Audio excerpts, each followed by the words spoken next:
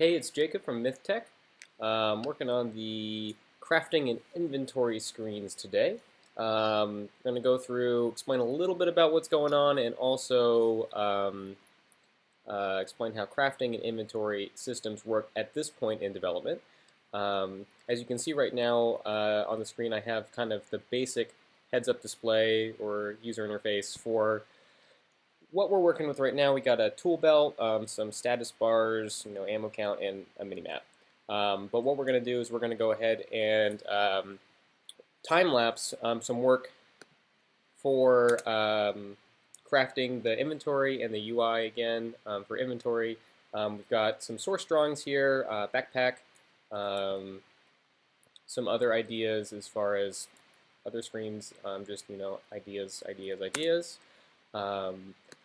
I actually did a whole section of the backpack without without recording the screen, but that's okay because it'll just pop up here just in a second, and I'm going to have you go ahead and watch through those. Okay, and here we go. Starting the time lapse here. Again, you can see that there's already a whole section of the backpack that is completed. I don't know what I was doing, but I just forgot to do that. But we're working on side pockets off of the source drawing. Wanted to look stylized, but still fairly realistic as far as what a backpack would look like. As far as how inventory is going to work, you'll notice that there is a black grid on the top layer of what's going on right here. Can't quite see it in the frame yet, but you'll see it a few times throughout this video. Each item has a space allotment rather than what other games do, where one item is taking up one space. The backpack we're looking at right now has 30 slots, 30 spaces. So there will be items that are one item large, like dirt, bricks, things like that. So if you were to say go into the environment, pull out, start using bricks, brick would take up one square, and then on top of that it's also going to be stackable.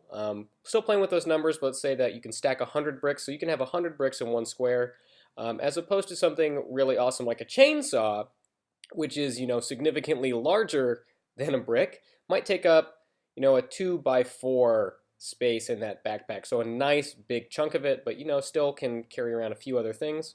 Going through right now, you can see adding some shadows, some detail, trying to add a little bit of grit to what's going on, and then finish that up actually. And now going over to the crafting bench. Crafting bench is the same sort of slot-based system where each space allotment where we're working on pull all the items that you have over into it, and then there's going to be a yield section. I pulled this photograph of some wood planks from, I think it's from a picnic table, and I actually don't want to use those original planks, so I'm darkening them up, and then I'm going to paint over it what's going on. We're seeing right here actually the MythTech website right now. Awesome.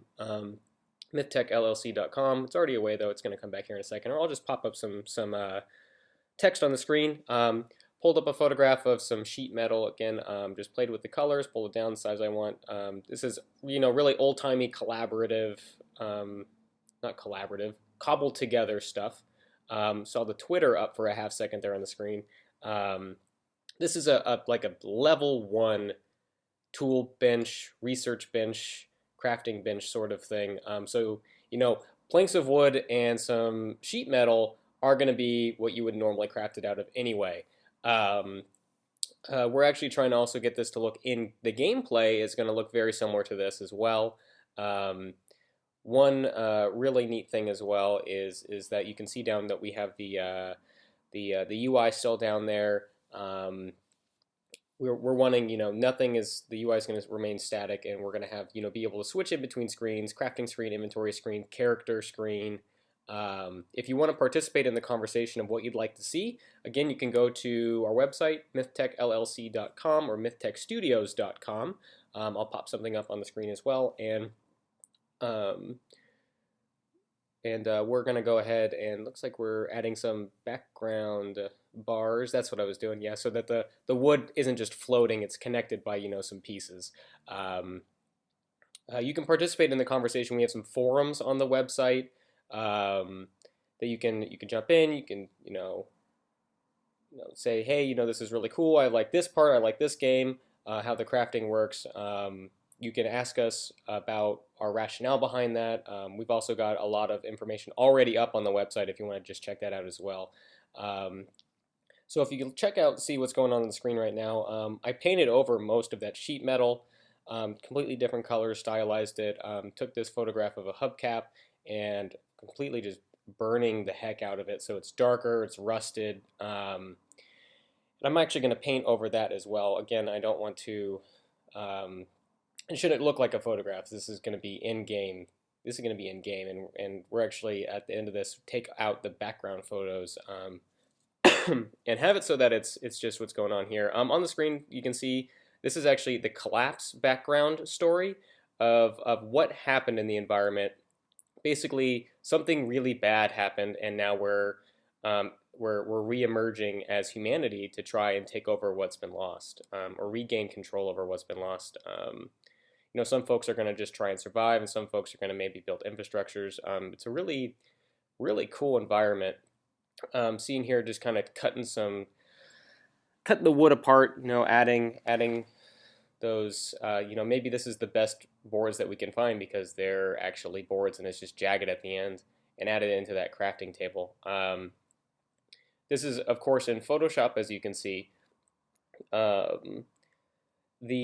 lot of the stuff that you see down at the bottom of the UI is in Illustrator. They're vector images that I pulled over and placed. The reason that we're doing the backpack and this crafting table like this in Photoshop, painting it, is it's a lot more complex than, you know, an icon with a heart in it. And you can have really complex shapes and images in Illustrator as well, and I've done that sort of work. But when it comes to stylized artwork, there's nothing that really beats a brush on a pixelated environment as opposed to just vectors, which is just lines that are filled in. Right now, working on the recipe book, you might call it. Tried a couple different things before I finally was just like, whatever, I'm just going to get rid of this book and build it from scratch, because I was, again, just going to take my source image and just paint over it till there was nothing left. It just kind of resembled it, but that really wasn't working out. So trying to add, it's like old-timey. I would have to go back and check and see how long it's been since the event that kind of spurred the game, but I know it's been quite a while. Resources are, there's no very few, at least, resources that are pre-existing. You are going to need to make a lot of stuff. You'll be able to find quite a bit as well, but as a survival first-person shooter, I mean, there is going to be an element of survival that requires you to build your own shelter, to maybe form groups, to go out and find food, have a functioning well of some kind. You can see right there the book's all done. And I think we're coming up on the end of the crafting, and what's gonna this is again where we're at right now. Probably gonna clean it up a little bit more before, definitely a little bit more before you see it in game. But that's about a couple hours of work we just time lapsed through. And if you have any questions, comments, concerns, regrets, go ahead and comment on the video. Visit the website mythtechllc.com, mythtechstudios.com. Check us out on Twitter. And see you in the darkness.